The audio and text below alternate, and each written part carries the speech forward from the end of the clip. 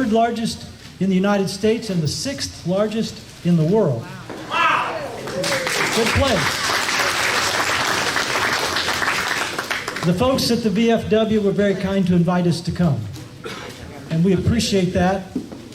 They prepared the meals today, and they've invited us to come back for as long as it takes until the museum reopens. And we're expecting the museum to reopen midsummer. But there'll be more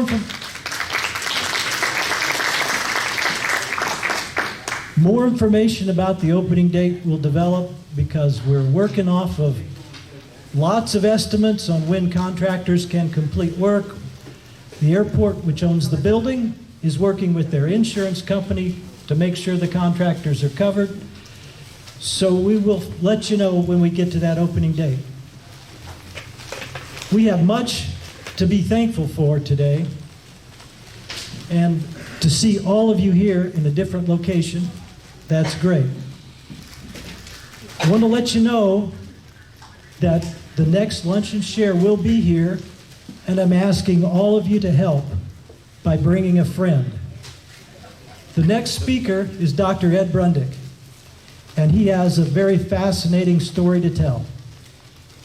It's associated with wounded veterans from Vietnam. He was instrumental in developing the 3-ski approach. This is to mountain skiing, and he has a great story to tell about that. And it deals with the hundreds of amputees he saw at Fitzsimmons Hospital, dealing with their depression and getting them out onto the mountain. So please, next Lunch and Share, first Thursday in May, right here, bring a friend. Let's fill this place. They have to send an email. Oh, Jennifer, she needs to get a reservation from you, a request. You can start today. We're only doing it from one event to the next. But you can start even after this event to make that reservation. So please send your reservation into Jennifer. Before we get to our speaker, Donna Bone, who's going to be talking about postcards, let's have a moment of prayer.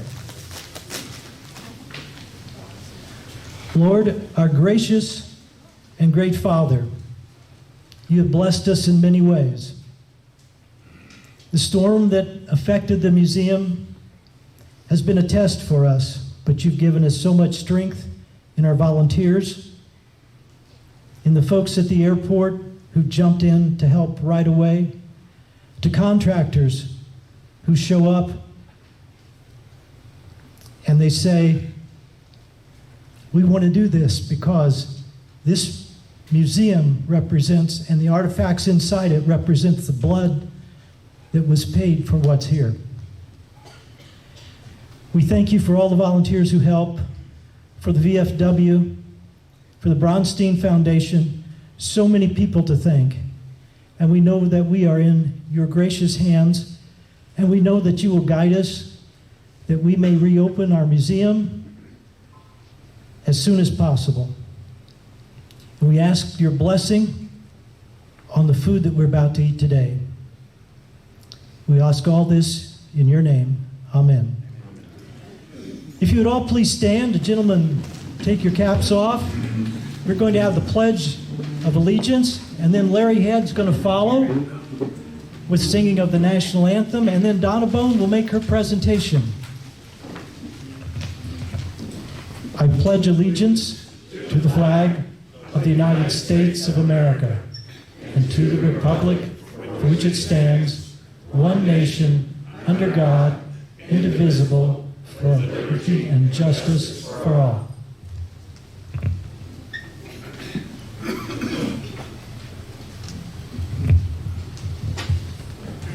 Please feel free to join in.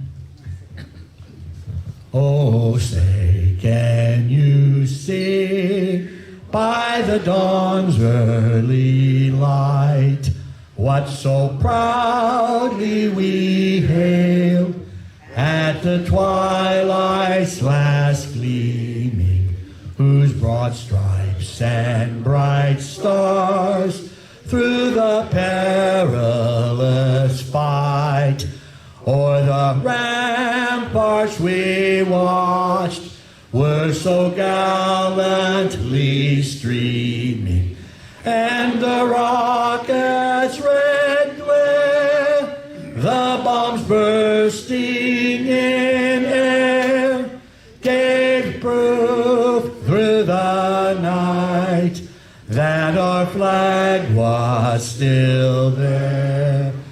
Oh, say does that star-spangled banner yet wave o'er the land of the free and the home of the brave.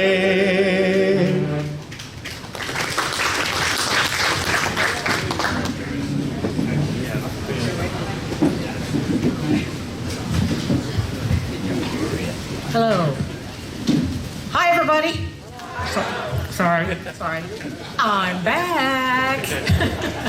For those of you who don't know me, my name is Dona. I'm a longtime volunteer at the Evansville Wartime Museum. I am the chairperson for the events committee. We did have to cancel our Operation Eclipse event that we were going to have on April 8th. But the rest of our big events are for mid to late summer, so those are still on. Tank rides are going to start up again in May, so we're going to continue to do those. And I helped design Homefront exhibits at the museum. And a couple of years ago, I developed a fascination for vintage Evansville postcards. Don't know why, and I don't even remember how it started. But as I'm looking at them, I noticed that these postcards represent the history of this city. And some of them go back 150 or so years. And if you can find the ones that are still circulating on eBay and some of those places, you can still get a lot of those postcards. Some of them are like they were when they were first issued. Some of them come with letters on them, and even the letters are fascinating. We opened this exhibit that you see. There's 3 panels over here, 3 panels over here. There's about 170 some odd postcards on these 6 panels. And they're hanging in the hallway between the main area in the front of the museum and then as you walk towards the hangar. So they'll go back up there again this afternoon. But I had 6 panels based on topics and things, and then I ran out of space, and so these are the ones that were left over. Some of them are duplicates, and some of them just didn't, I just wasn't able to get them up there. Now, like I said, many of these postcards go back 100, sometimes 150 years. And while I was collecting these cards, I ran across this book at a local store called the Photograph History Series, Evansville. And the history to almost all of the postcards that I've got on the display can be found in this book. And it was really helpful for me to get that background, and it also helped me to develop the presentation that I'm going to get you today. But we sell this book in our gift shop, and Mike and Linda brought some extras here today if anybody's interested in purchasing. Now, in this book, Joseph Engler says, postcards were the equivalent of text messages for the older generation. And as you look through these postcards, it rings true. Here's an example of one that was sent in 1912. And it says, Dear Sis, and I'm not sure what that says. I am in Evansville is what that says. I am in Evansville today doing a little, and I think that's trading. Had a terrible storm here this afternoon. How are you? Just quick to the point. Hi, goodbye, kind of like a text message, right? This one's hard to read, but I thought it was hysterical. And I'm not sure who the card was sent to, whether it was an adult or a child, but it basically says, hello, Pete, hope you are, how are you? And everybody, what is Chris Kringle going to bring you? I saw him the other day, and he said he didn't get as far as Missouri very often. And I just thought, that's kind of a strange postcard. But anyway, this one is postmarked 1910. Here's one. I think it's 1908, 1909. Arrived here today. Oh, this one is funny. Arrived here today, and the train was 8 hours late on account of a wreck ahead of us. It's a good thing it was at night because I slept sound, and when I woke up, I was surprised to know that we'd only gone 40 miles. Now, talk about a text message. Somebody sent a postcard, and all it said was, "November greetings, best wishes." That was it. Now, the one on the left, I put up there because it was sent from a soldier during World War I in 1917, and basically says, had about 3 hours to take in Evansville on the way to camp, and I can't read the name of the camp, Hodge or Lodge or something like that. Dodge. Is that what it is? Dodge? Okay. So sending a quick postcard home to his wife, letting him know where he was and how he was doing. But we're not here to talk about the messages on the backs of these postcards. We're here to look on the other side, because that's the part that really fascinates me. Let's start with some of those buildings in downtown. Now, a lot of the buildings on these postcards are still in Evansville. Some of them we've lost over time. Some really good ones have been raised for progress, and we've lost them, but there's still a good number of historic buildings in Evansville that are incredibly beautiful. In fact, a friend of mine who's sitting over there, Kathy and I, we took a tour of the downtown area. We had one of those brochures that came out about 40 years ago from the city of Evansville that takes you on a tour of buildings in the area. And we did one in the downtown area, and we drove around the outside area, and then we were ready to do Main Street. We got out and walked. Don't think I've ever looked up as I was walking down Main Street, and I was fascinated when I actually stopped to look at some of those buildings down there. But anyway, let's start with this one. You recognize that. That's the U.S. Custom Post Office. Now, this building went up in 1873, finished in 1879 at a cost of $200,000. Now, do you notice anything about that building and the one that's compared to what's there today?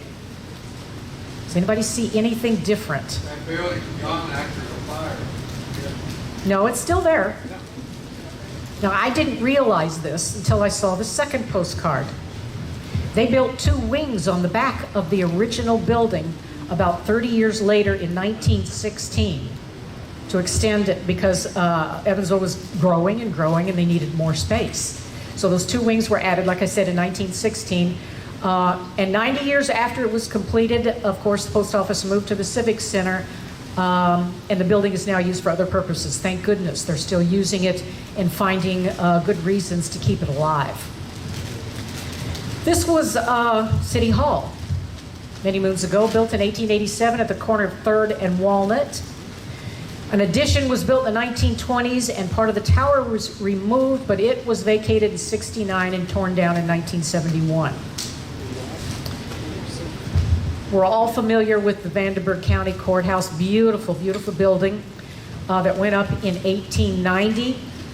There were some efforts, I think, to demolish the building and build something else there, but support in the community has kept it alive, and it's still used for offices for a lot of folks, craft fairs, and a lot of things take place there. So I would hate to see this one go. The county jail downtown, still sitting there, completed in 1891 and served as the residence for the sheriff and his family. It was empty for 30 years after the Civic Center was built, but it's now occupied by a law firm. And every now and then they still give tours of that place. A friend of Kathy and I went and did a tour, it's been 4 or 5 years now, of the jail, and it was fascinating to see the inside. Soldiers and Sailors Coliseum, another building with huge history here in Evansville that went up in 1917, designed by architect Clifford Schoppel. It was the largest gathering place in Evansville at the time it was built. It is currently closed because they're remodeling so that they can open it up for more venues, as a better venue for activities here in Evansville. Here's one we probably don't remember because it's been gone for a long time. It's the St. George Hotel. It was built by David Mackey in 1874 on the same site that the McCurdy Hotel is on today. At the time, it was Evansville's largest and most exclusive hotel, but apparently it was torn down in 1915. So it was really only open for about 40 years. So on that site, of course, was built the McCurdy Hotel by William McCurdy in 1916 and 1917. So it was designed by Ziegler Dietz in a U-shaped so that all the rooms would face the river and have a view. A lot of famous people stayed at this hotel in the past 100 years, including Katharine Hepburn, Clark Gable, and Harry Truman. They actually went bankrupt in 1969, but it opened up again in 2017 and is now being used again. Now this is another old hotel that's no longer around. It was called the Vendome. It was built around 1890. It faced Sycamore Street, was rebuilt in 1908 to actually face 3rd Street, and it was claimed to be the finest hotel in the United States. It expanded a couple of times by 1927 and became the version that you see on the postcard on the bottom left. It closed in 1970 and was apparently torn down and is now on the site where the Fifth Third Bank is today. The Hotel Sontag and Victory Theater, that building is still in downtown Evansville. It was completed in 1921 and houses the Signature School. When it opened, the Victory Theater featured a daily program of 4 vaudeville acts, a movie, a comedy routine, organ music, and a 10-piece orchestra. And some of the first talkies were played there, including The Jazz Singer, which opened there in 1928. Now, the actual theater closed in 71, but was opened again in 1998. And of course, it's used quite a bit for activities and performances. The Greyhound Bus Station. Kudos to Brewberger for keeping this building in the shape it was when they found it and just, you know, redesigning the inside. So here's a key part of our history that was preserved. It was actually built in 1939 in the Art Modern style at the corner of 3rd and Sycamore. Greyhound stopped running their buses there around 2007, moved to 6th Street, and of course, Brewberger Restaurant is there today. Okay, now this is an interesting building on Main Street. Now this is one of those buildings that when I looked up, I'd never seen the top before. It was built in 1904 with those 2 Corinthian columns adorning the entrance, and in the top middle, the name, the date, and the motto is carved in stonework at the top. Now, does anybody recognize this building as something that you've seen when you've walked downtown? Does it look like that today? No. Does anybody know what's different? You're right. They added 2 stories. So it is now a 4-story building. It was, like I said, it was originally built in 1904, and then 2 additional floors were added in 1913. It was the American Trust and Savings Bank at the time, but Depression closed the bank. But the building is still on Main Street, and it's a beautiful building. So next time you're down that way, look up. Here's another building in downtown called the Old Citizens Bank Building. It went up, the early 1900s was a huge building and development phase in the city of Evansville. A lot of our churches and factories and whatever went up about that time. It became the home to Southern Securities in 1959, Hilliard Lyons in 1983, and was converted to apartments in 2011 and is now on the National Register of Historic Places. The City National Bank building went up in 1914 on the corner of 3rd and Main at the site of what was the original courthouse in Evansville. It was renamed National City in 1922 and then Integra later.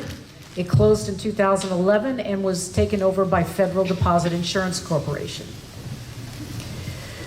Remember, at one time, this city was known for furniture. A lot of furniture places here in Evansville, and that's why this building went up. It was called the Furniture Exchange Building. In 1909, it was at the corner of 4th and Vine, and it showcased the products produced by all of the local furniture companies. It had 60,000 square feet of display space. It is now leased for office space. Okay, this is another one of my favorite buildings. Does anybody recognize this building? I'm sure many of you drive by it whenever you go downtown. It was built at the corner of 2nd and Ingle in 1894 for a bakery. And over time, it's become several different things. Now, one of the things that fascinates me about this postcard, something's missing in the postcard. What do you see that should be there but isn't? The telephone lines. I see poles, but I don't see lines. So they were either trying to make it look more attractive, or they had been put on the poles yet. Not sure what that was all about.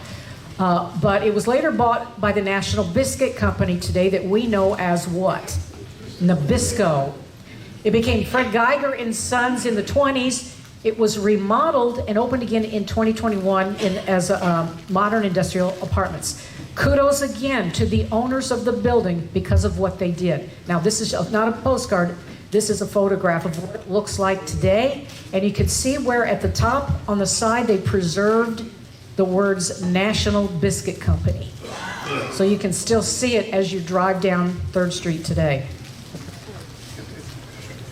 Now, let's move to churches. A lot of historic churches in the city of Evansville. We're going to start with Catholic churches. Assumption Cathedral, the parish was established around the 1830s, and this would become the first Catholic building. Went up in 1872, but it was torn down in 1965. It was on the corner of Vine and 7th. The second Catholic church was Trinity. It was on 3rd Street. The building, the parish I believe is older, but the building went up in 1849 and closed, was torn down. Oh, now I remember reading it. There was, I believe there was a fire. Yeah, a fire in 1950, and then they built a smaller church after the fire, but it was closed around in the 1960s at some point. St. Mary's Church, built in 1866 on Cherry Street, and in 1910 sometime it was covered in the white stone that you see on it today.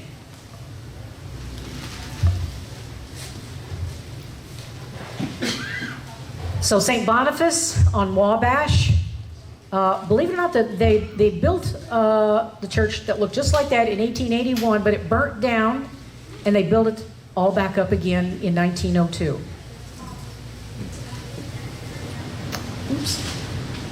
St. Anthony's Church, parish founded in around 1888. The building went up in 1894 and is on 1st and Columbia. Next one is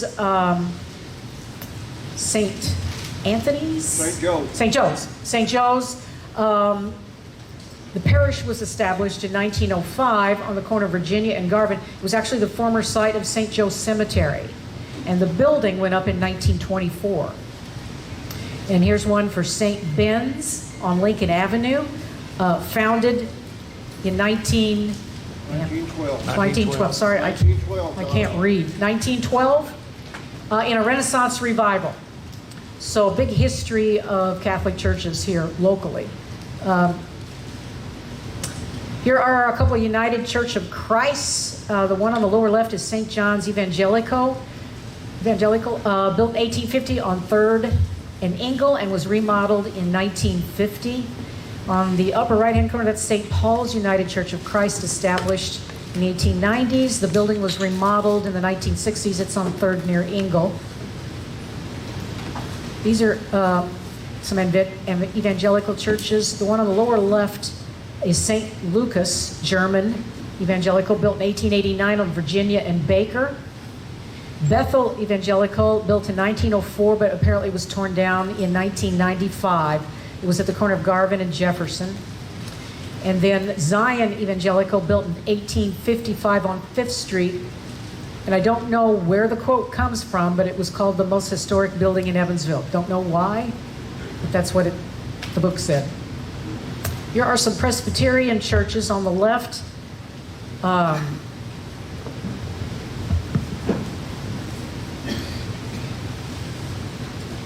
Walnut Street Presbyterian Church on the left. Built in 1863 at the corner of Walnut and 2nd. A fire destroyed it in December of 44. One in the top middle is the Washington Avenue Presbyterian, completed in 1914 and apparently currently occupied by God's Way Church. Lower right-hand corner is the First Cumberland Presbyterian Church, built in 1876 at the corner of Chestnut and 2nd, remodeled in the 1960s. There are some Methodist churches. Now, the postcard on the left, part of it is hidden because it's just covering up the downtown courthouse. But the postcard was done in a way that it had like 4 or 5 different downtown buildings inside the postcard. But my intention was to focus on the church in the lower left-hand corner. It was built in 1867 at 4th and Vine Streets and torn down in 1973. A lot of buildings torn down in the late 60s, early 70s to prepare for what? The Civic Center, yeah. Wish they'd spent a little more time designing the Civic Center. Lower middle is the Simon Methodist Church, built in the 1880s, was demolished in 1912. It was on Illinois Street. And the upper right-hand corner is Trinity Methodist, built in 1866. Was the original Methodist church in Evansville on 3rd and Walnut. Monastery of St. Clair. Now, when it was built, it was outside city limits on Kentucky Avenue.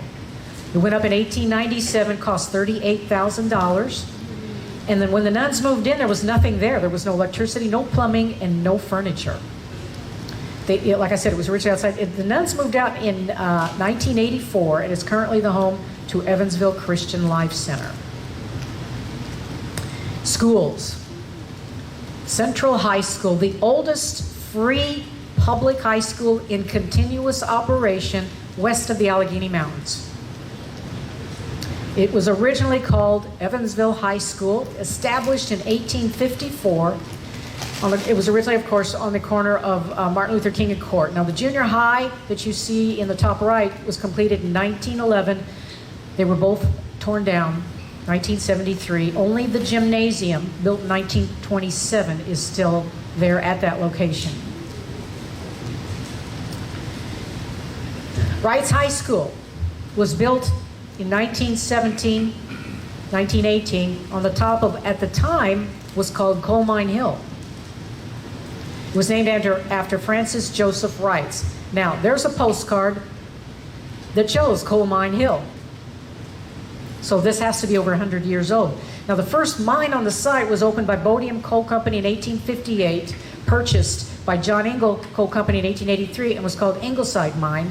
That mine closed in 1917, about the time, of course, that the high school was going up. So everybody knows that today is Wrights, the Wrights Hill, Wrights High School and Wrights Hill. So the left, you see Bossy High School that was built in 1924 on Washington Avenue. And what was the, I know I've asked you guys this many times, what was the 4th high school, public high school? It's not here anymore. The building is, but it's no longer a high school. Lincoln High School. So it was built in 1928 on Washington Avenue. So those are your first 4 high schools, public high schools. The Centennial School, everybody remember the Centennial School that used to be out on the west side across from Meade Johnson? Who can tell me when the school was built, when the building went up? It's sitting right there in front of you, people. Centennial School, 1876. So that's why it was named Centennial School. At one time, they were doing classes there for USI when it first became a university, but it was actually torn down in 1972. The first Catholic high school in Evansville was Wrights Memorial that opened in 1925 and named after F.J. Wrights, who helped fund the building. Colleges, we all remember Lockyer's, right? Used to be in downtown Evansville. It started as the Columbian Business College in 1893, moved into the new building in 1911 as Lockyer Business College, but they went bankrupt in 91 and the building was raised in 93. Now this one was news to me. I had never heard of it. Does this sound familiar to anybody? It was the Droughton Porter Business College in Evansville. Of course, it's long gone. It was originally located in the German National Bank building at Main and 3rd, and it was a business college post-secondary school. They moved into the old YMCA building in the top right in 1914 that was at 4th and Sycamore, and it was torn down in 1928. It's now the site of the Holman building. Now, the lower right-hand corner shows you a class at the school in 1911.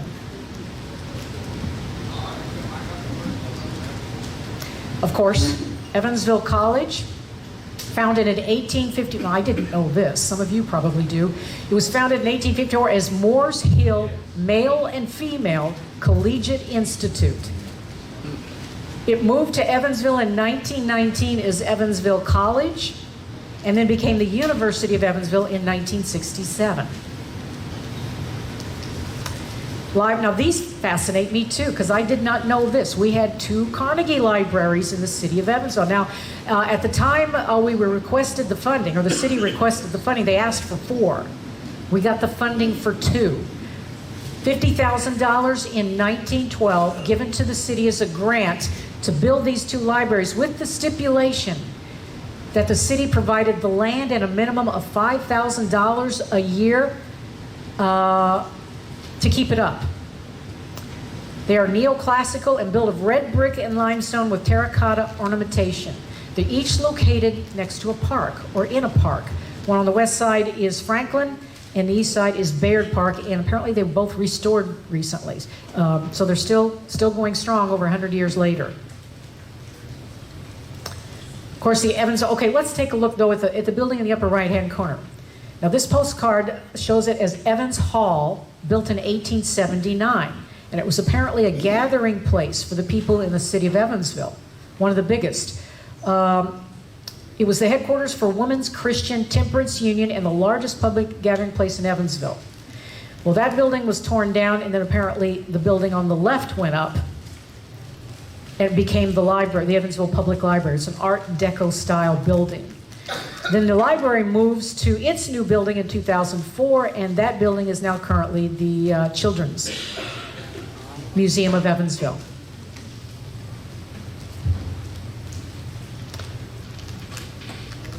Willard Library, Indiana's oldest library building, opened in 1885, so it's 139 years old. Donated by Willard Carpenter, a real estate mogul who built it. He was going to build a college, but then there was a downturn in the economy, and he thought, well, I'll just do a library. Now, here's something I don't understand. Why did they call it Willard Library? Why didn't they call it Carpenter Library? I just think that's odd. Anyway, so there's Willard Library. Now, he also built one of the first huge homes in Evansville. It was one of the first grand homes in Evansville, completed in 1849. It eventually became the site for American Legion and then a TV station, and now it's empty. I'm not sure what the future of the building is. It doesn't look really good right now. It needs a lot of help. So I hope something's going on in the background. Everybody remember Cook Brewing Company? It was big in Evansville in the early 1900s. Frederick Cook Brewing Company opened in 1853 in what was now Martin Luther King Boulevard. It was actually far removed from downtown at the time. The postcard in the lower right, the white shorter building in the middle was the office. The building next to it was the brewery. Both buildings went up in the 1890s after a fire destroyed the original buildings that were there. The German room on the lower left was a drinking spot where workers and others could sample beer. The brewery went out of business in 1957, and the entire complex, of course, is raised for the Civic Center. Vulcan Plow. The building is located on the corner of First and Eagle. It dates back to 1847. It was called Heilman Plow Works. It was renamed Vulcan Plow in 1890 when a statue of the Roman god Vulcan was placed atop the building. Now, the building was destroyed or demolished in the 1950s, but they saved the statue. And at one point, it was at the courthouse downtown. It used to be in the basement. Last time I went to look for it, it wasn't there. And I asked them, I said, where is it? And they said, it's over at the Evansville Museum now. I don't know if it's on display, but apparently it's somewhere in the building. It is. There are a lot of postcards out there, and I only put a handful up there. If you look down here, I had a ton of them. Just every imaginable photograph of what the riverfront looked like over the past 150 years. The postcard on the lower right-hand corner is dated 1850. Believe that's when the picture was taken. This postcard, the note on the postcard was actually sent around I believe that's 06, 07. But it sort of gives you a feel for what the riverfront area must have looked like when the riverboats were here, and how the landscape downtown has changed in the past 150 years.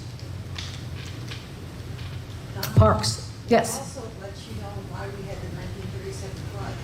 Oh, yeah. We look at it and go, well. Yeah. A lot of parks in the area. Most of them still here, some of them are not. This is Oak Summit Park. This one dates back to the end of the 19th century when the Evansville Street Railway Company laid out a pleasure park at the end of the line around Mesker Park Drive. The park hosted concerts, social events, had picnic grounds and rides. Then George Mesker, who owned Mesker Iron, donated 40 acres of land across from Oak Summit in the 1900s, and in 1917 the two parks would merge to become Mesker Park. Of course, the zoo was established in 1928. In the lower right-hand corner you see the monkey ship. The general animal house is in the background and was later called the Connect Building after Carl K. Connect, who was one of the co-founders of Mesker Park Zoo. In fact, the first elephant at the zoo was named after Carl K. the elephant. And that's why you see the elephant up in the upper postcard.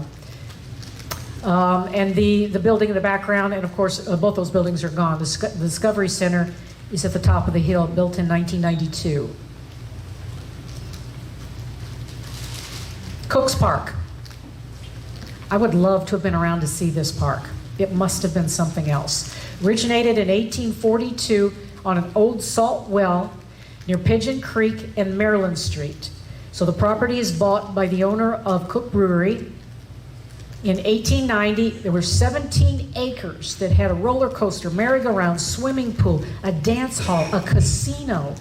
It must have been huge and it must have been fascinating. Shut down during Prohibition because they served beer there.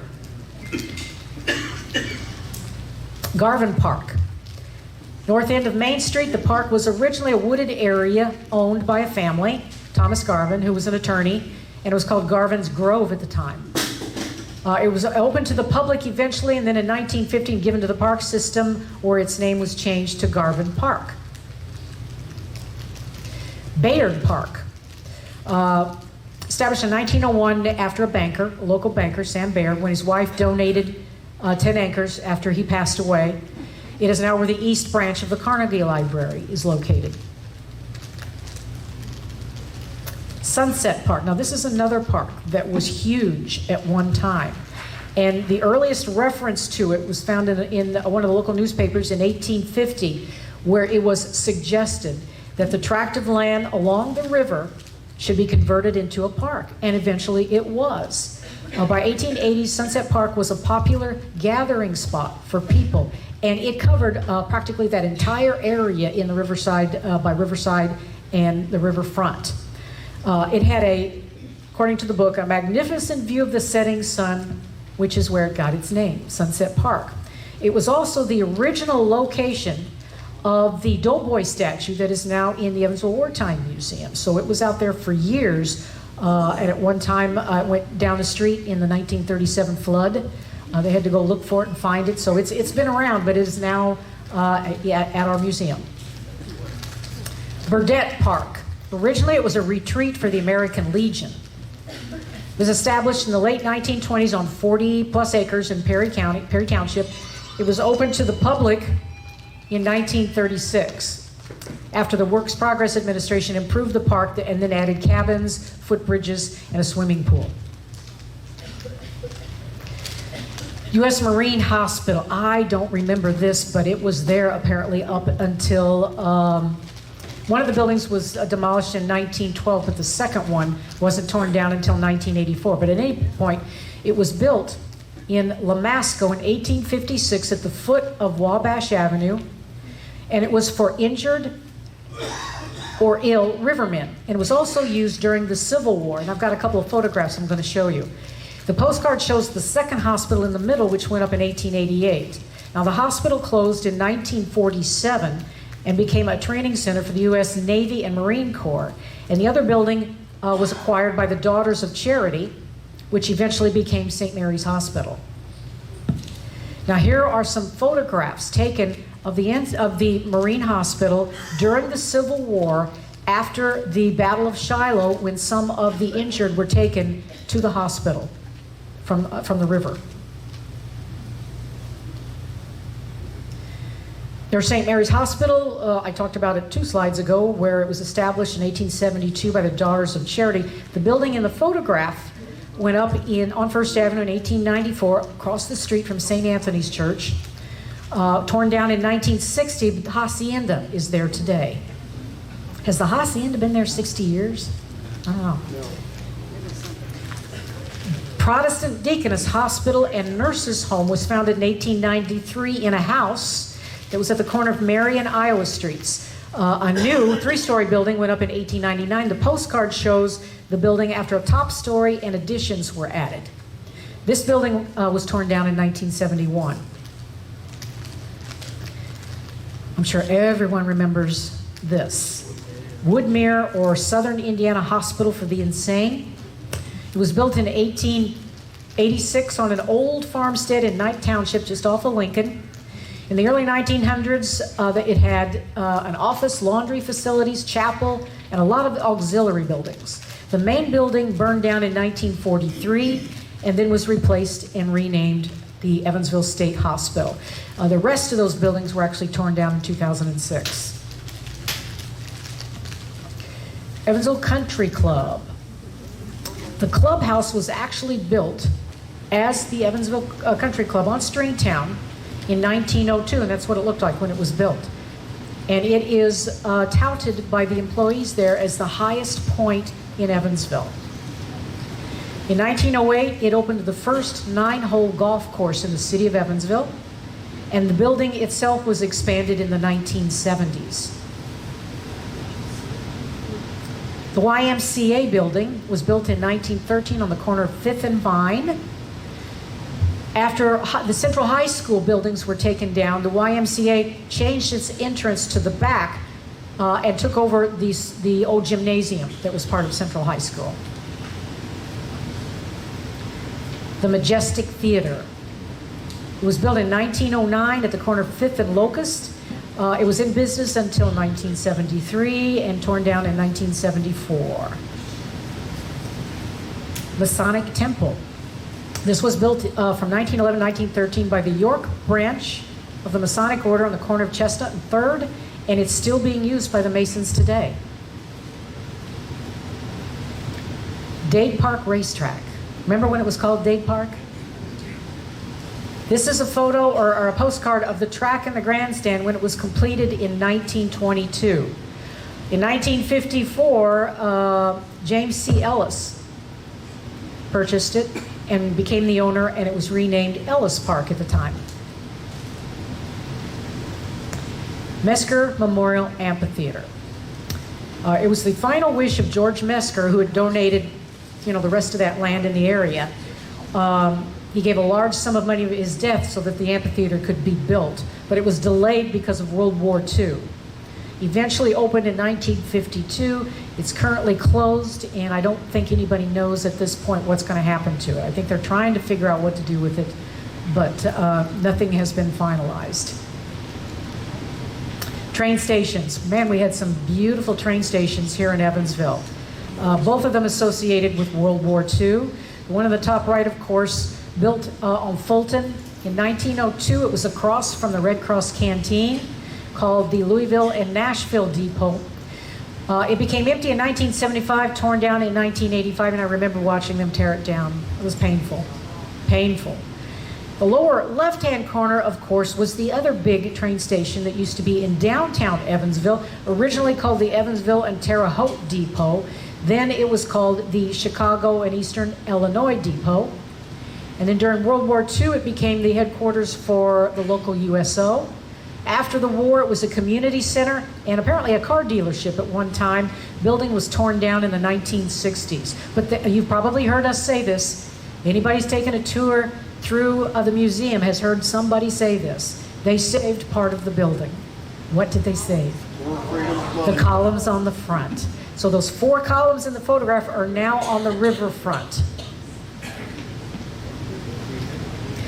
And there's a postcard of the Red Cross Canteen, which was across the street, Ohio Street between the two, next to the L&N Depot.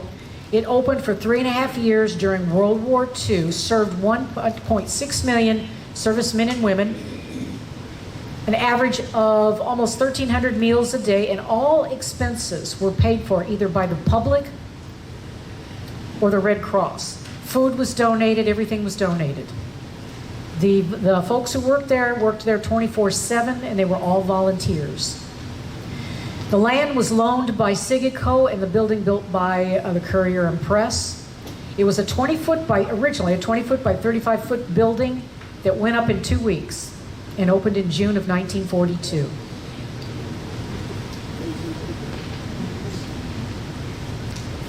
This is a postcard that was on the back of the Red Cross Canteen postcard, written by a soldier to his wife.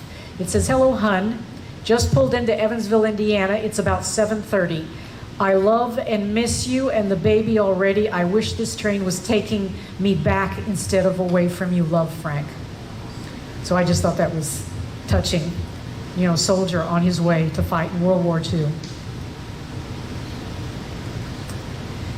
Here are some factories. The Hercules Buggy Company, built by William McCurdy in 1902 and eventually taken over by Servell. It earned 1 Army-Navy E award during World War II by making cargo bodies and trailers out of steel and wood for combat and training. Servell left Evansville in 1957, and that building at the top burnt down, as you all know, in 1922. That was painful too. Bucyrus Steam Shovel Company. It opened for operations in 1912 on Claremont on the west side of Evansville. Made steam shovels that built the Panama Canal, bulldozer blades used in the war, and drag lines that dug up coal in southern Indiana. It earned 1 Army-Navy E award during World War II and was renamed Bucyrus Erie in 1928, shut down in 81. Parts of the building are still there. So if you've ever drive down Claremont, if you look between 2 buildings that were put up in front of it, you can still see part of the sign at the top that said Bucyrus Erie. I think all you can see now, though, is BUCY. Fendrick Cigar Company. It was built, this building went up in 1912 after a fire burned their original building down that was on Main Street in Evansville. So this one goes up, and at the time it was the largest cigar manufacturing facility in the world. It earned 1 Army-Navy E award producing cigars and then parts for the shipyard, for the ordnance factory, and for Republic. Fendrick actually shut down and moved out of Evansville in 1968. Imperial Plastics took over, and eventually it became Berry Plastics. So the building is still there today, but it's now called Berry Plastics. And of course, Willard Library is in front of it. Remember the Spaghetti Bowl? It was in downtown Evansville, right across from the courthouse and the jail in that area on 4th Street. It was one of the few restaurants in Evansville that would serve anyone regardless of their race, and it would also serve military personnel free meals. That was rare in Evansville, especially during World War II. I believe this is the last one. Nightclubs. Remember, during World War II, we had nightclubs all up and down the river. This was the big one, the Tropicana. It built in 1937 after the floodwaters receded. It was one of the most lively entertainment venues in the tri-state area until, and this is interesting, until it closed in '51 after a federal investigation. It was a lavish supper club, gambling casino, and attracted soldiers from all around the Evansville area, as well as Camp Breckenridge. It must have been wall-to-wall people in the city of Evansville during World War II on the weekends, with soldiers and factory workers, just a hub of activity. Musicians like Tommy Dorsey, Duke Ellington, Cab Calloway, and others performed here locally. Movie stars came here to try to promote the sales of war bonds. And a lot of them went to these nightclubs and stayed at the hotels here locally. It burnt to the ground in 1990. Thank you.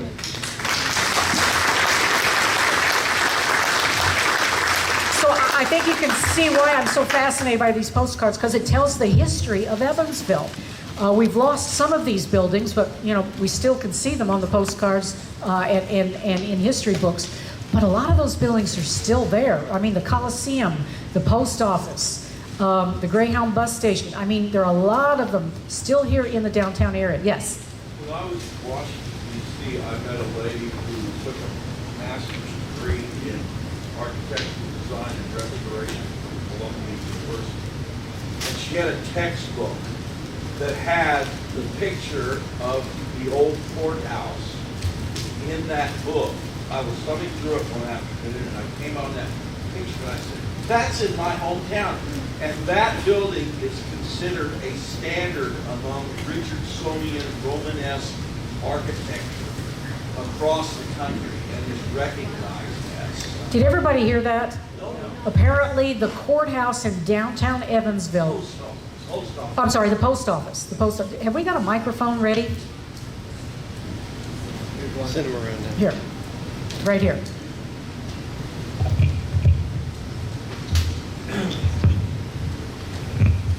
That building is considered a standard of Richardsonian Romanesque architecture in the world.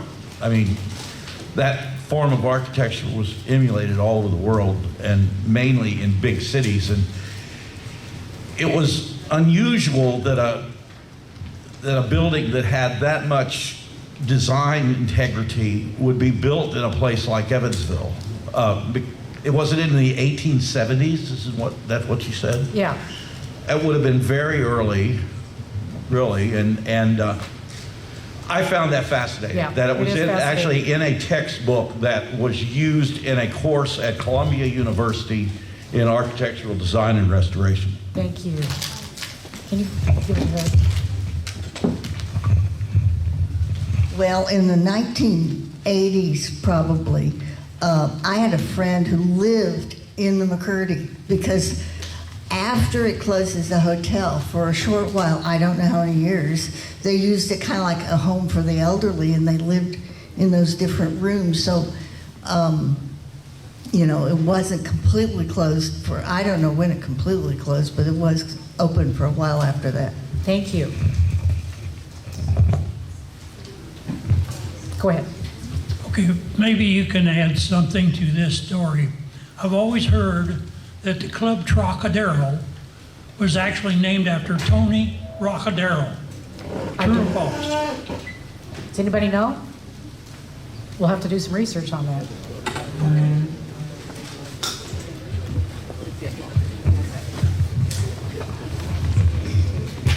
Just a little added information. You showed Ellis Park.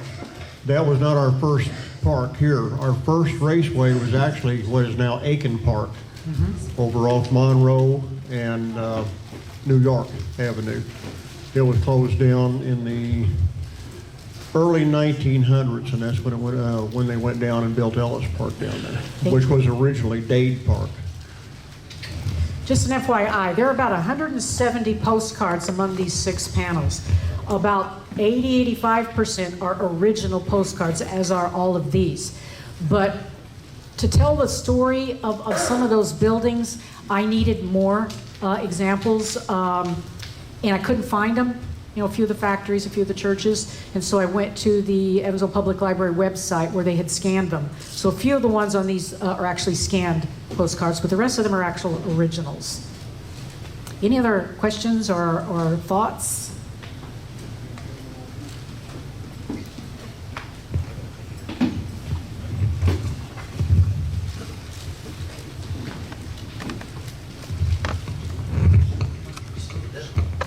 Yeah, the Victory Theater downtown, I thought this was very interesting, is that, you know, I've had a lot of people come in there, volunteered or worked there for a while, and I didn't know this, but the Victory was in honor of winning World War II. So the veterans that are in this room, you know, Pridemore was the World War II? World War II. And if you go inside, you'll see, you think it's Roman architecture on the inside. Those eagles were in honor of winning World War II and defeating Japan and Nazi Germany. Pridemore was the engineer. It'd be an interesting study to people to look at that, because he was the first one to use open air apartments in Chicago, where the wind could flow through and they weren't cramped in and they were large rooms. But it's a very interesting study. So Victory is not just a name, it's the victory in winning World War II. And all the ornamentation, when you walk in there, the eagles are not Roman architecture, it's for the United States of America, for the veterans. Thank you.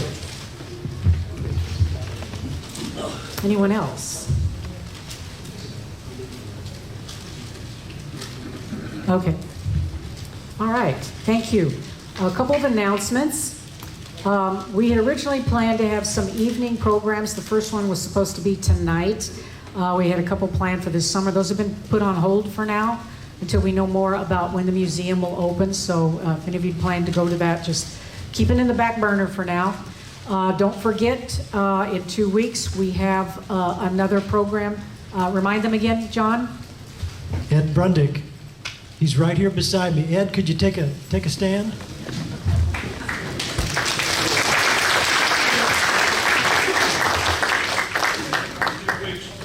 Give you a little summary of my experience taking care of people that came back from Vietnam with missing extremities.